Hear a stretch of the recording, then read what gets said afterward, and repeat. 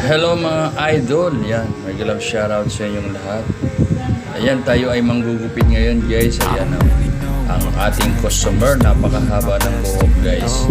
Ayan, so need niyang magpagupit guys kasi doon sa kanyang papasukan na trabaho, aquarium guys. Ayan, puputulin na natin siya guys, i-trim lang natin siya. Ayan na yung video.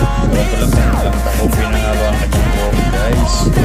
At lang mamaya guys sa kanyang gupit. Ayan.